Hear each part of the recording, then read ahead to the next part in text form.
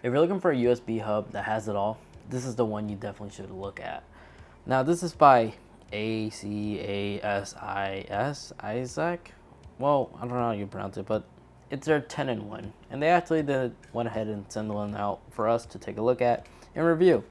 And honestly, after using this thing for quite some time now, I'm actually quite impressed because all the ports, if you notice, the important ones are all upwards, which is super convenient to plug in, play. So if you're like working in the studio or you're just somebody who always constantly like moves data around, I find this design extremely useful. And it's also, come to think about it, it's actually really well designed and thought out.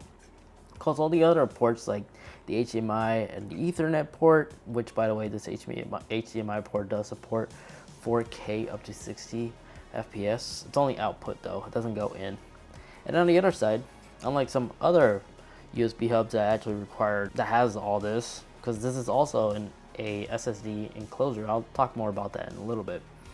But normally, USB hubs like this, of this nature, typically need to be plugged into a power of some sort, external power.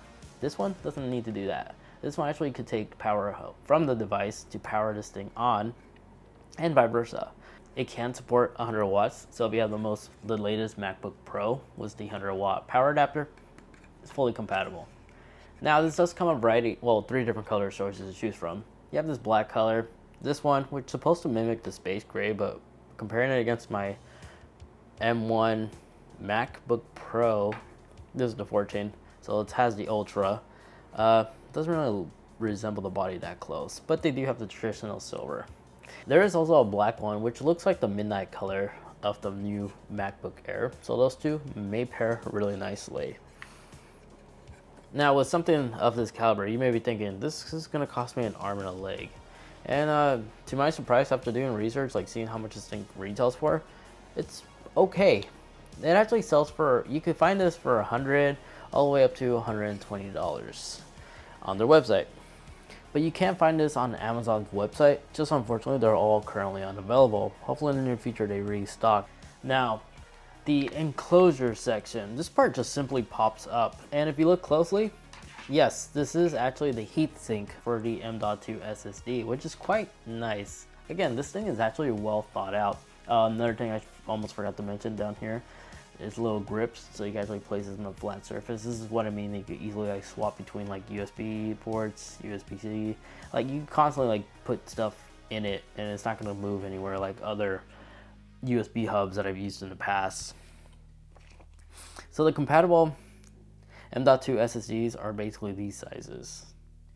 And you also have the little fittings right here, which uses these plastic, almost like silicone feet that make sure that the M.2 SSD stays put. The M.2 SSD we'll be using is this one by HP. This is the EX900 M.2. I bought this recently during Prime Day. Not a bad SSD for 500 gigs. It's really good in terms of its performance because this is the numbers right here. And for daily tasks, daily like, I don't know, transferring large file data like I do when I'm making these type of videos, it's really quick. Now out of the box, this thing comes fairly loaded because not only do you get the, I don't know, USB to USB-C cable, of course this has to come included or else I would have been disappointed, but they also provide the thermal once more, as well as the feet for the M.2 SSD, but they also provide this silicone case, which actually can make this thing durable. Come to think about it, it kind of reminds me of those expensive like external hard drives that you can find on Best Buy. Just put a silicone case around it like so, and now technically this is heavy duty. And the storage capacity for the M.2 can go up to 8 terabytes, which isn't bad at all. Aside from that, yeah, this is it. If you're looking for the ultimate 10-in-1 hub, definitely do consider checking this thing out, especially if you're using this on a tablet like an iPad with a USB-C. This will basically allow you to actually utilize that tablet as a desktop. And this is just in there. You can also use this on like a mobile device too, like a Android, a Samsung of some sort.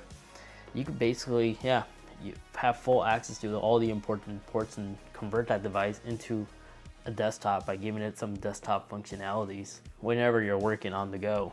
Now the hub does get warm, but not too hot to the point where it actually will alter performance. no, I haven't noticed any throttling issues or anything like that.